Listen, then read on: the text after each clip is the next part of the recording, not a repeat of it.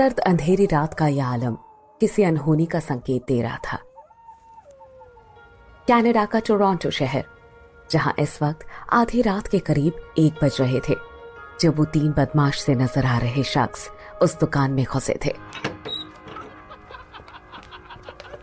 वो दुकान पैब्लो नाम के एक कनेडियन आदमी की थी, जो काफी बूढ़ा था और अकेला ही अपनी छोटी सी दुकान संभालता था। खैर, रात काफी हो चुकी थी और पिछले कई घंटों से दुकान में एक भी ग्राहक नहीं आया था। बावजूद इसके पैब्लो थोड़ी थोड़ी देर पर बाहर दरवाजे की ओर देख रहा था। शायद उसे किसी के आने का इंतजार था और कुछ ही मिनटों बाद उसका वो इंतजार खत्म हो गया। बाहर एक कार आकर रुकी और थोड़ी देर बाद ब्राउन कलर की हुडी वाले जैकेट और ब्लैक कलर की जीन्स पहने हुए एक लंबे से युवक ने दुकान के अंदर प्रवेश किया। हुडी वाले उस शख्स को देखते ही पैब्लो ने खुशी से चहकते हुए कहा, आ गए तुम। ये सुनकर वो हुडी वाला भी मुस्कुराया। यूं तो वो कोई रहस्यमयी शख्सियत वाला इंसान नजर आ रहा था, मगर उसकी मुस्कुराहट ऐसी थी मानो सदियों से चली आ रही किसी लंबी और काली रात का अचानक सवेरा हो गया हो। हुडी वाले बंदे ने ठंडे मगर खुशनुमा अंदाज में कहा, आप हर रात मेरा इंतजार करते हैं। और तुम हर रात आते थे सिर्फ एक बियर की कैन के लिए, वो भी अपने रेसिडेंस से मीलों दूर, जबकि ये बियर शहर की हर दुकान पर मिल जाती है। कहने के साथ ही पैब्लो ने बियर का एक कैन काउंटर पर रख दिया। हाँ, मगर हर दुकान पर आप नहीं होते ना। पैब्लो एक बार फिर मुस्कुरा उठा और उसे यूं मुस्कुराता देख वो हुडी वाला भी मुस्कुराने लगा। खैर, इसके बाद उसने बियर की कैन उठाई और अपनी जैकेट के बाईं ओर की पॉकेट से कुछ कैनेडियन डॉलर्स निकालकर पैब्लो की ओर बढ़ा दिया। पहले तो हर बार की तरह पैब्लो ने पैसे लेने से मना किया, पर जब उस हुडी वाले ने पैसे ले लेने का आग्रह किया तो हार मानकर उसने वो डॉलर्स रख लिए। एक अरसा हो गया इन तमाम बातों को, मगर तुम हो कि बिल्कुल भी नहीं बदले। आज भी लगता है जैसे वही 23-24 साल का लड़का मेरे सामने खड़ा है, जो आज से ठीक 18 साल पहले मेरी दुकान में आया था अपने लिए एक ठंडी बियर की तलाश में। ये सुनकर वो हुडी वाला शख्स फिर से मुस्कुराया। हुडी वाले ने पैब्लो की चुटकी लेते हुए कहा, हाँ, लेकिन आप बूढ़े हो गए, इसलिए आपको याद नहीं रहा। 18 नहीं, 19 साल हो गए। हाँ, उम्र बढ़ने का एक नुकसान ये भी है, याददाश्त का कमजोर होना। उम्र का बढ़ना भी कुदरत का एक तोहफा है और इंसान बहुत खुशनसीब है जो उसे यह तोहफा नसीब होता है। पैब्लो, जो उसकी इस बात का मतलब नहीं समझ पाया था, वो उसे अजीब सी नजरों से देखने लगा। क्या कहा? कुछ नहीं, अब चलता हूँ। ठीक है, बाय, टेक केयर ऋषि। उसका नाम ऋषि था। You too, Pablo. See you tomorrow. इतना कहने के साथ ही ऋषि दरवाजे की ओर बढ़ गया, पर जैसे ही वो दरवाजे की ओर मुड़ा, अचानक एक भारी भरकम शरीर वाला मोटा इंसान उसके रास्ते में आ गया और वो उससे टकरा गया। Sorry.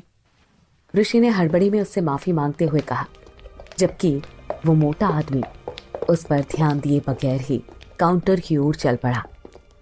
ऋषि उसका ऐसा बर्ताव देखकर थोड़ा सा चौंका, मगर फिर जब उसने उसके पीछे पीछे चल रहे 2 बदमाश सी शक्ल वालों को देखा तो फौरन समझ गया कि वो जरूर कोई गुंडे लफंगे टाइप के इंसान थे।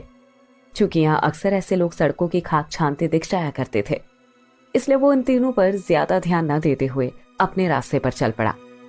कांच के बड़े से दरवाजे के पार निकलने के बाद उसने एक बार फिर से मुड़कर काउंटर पर खड़े पैब्लो की ओर देखा, जो अपने कस्टमर को उनकी जरूरत की चीजें दे रहा था।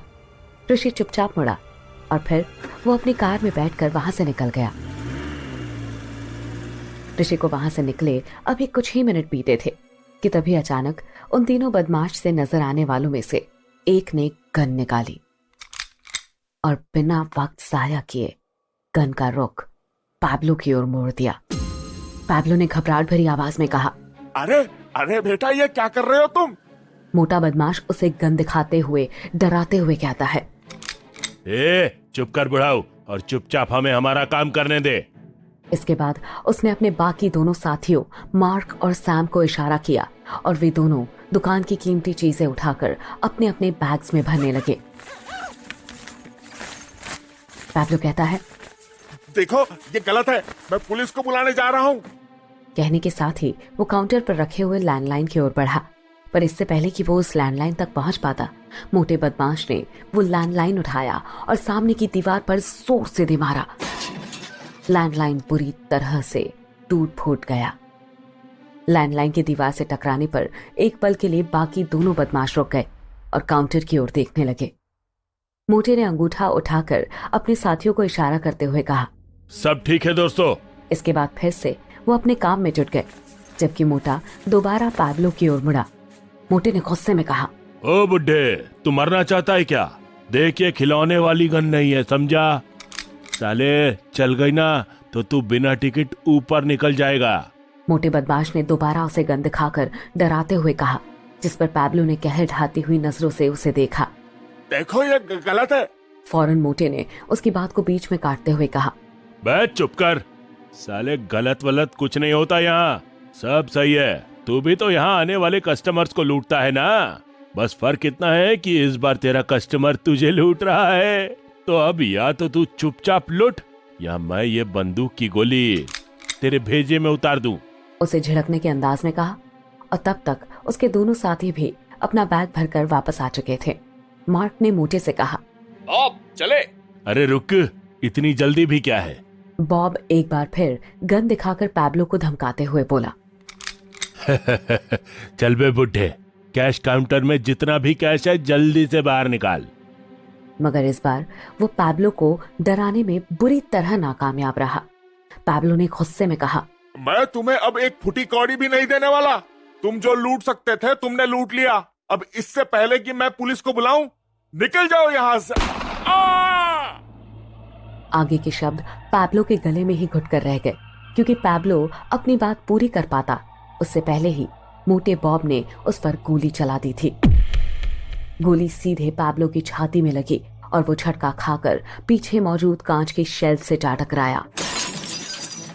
सैम ने हैरानी से देखते हुए उससे पूछा, अबे ये क्या किया? तो क्या करता? साला सचमुच पुलिस को फोन कर देता तो? पर उसका फोन तो तूने पहले ही तोड़ दिया था ना। हाँ, अरे हाँ, मैं तो भूल ही गया था। और फिर उसने जल्दी से आगे बढ़कर कैश काउंटर में मौजूद सारा कैश निकाल लिया। इतना पैसा। सारा कैश निकालकर उसे अपनी जेब में ठूंसने के बाद अपने दोनों साथियों के साथ बॉब वहां से चलता बना।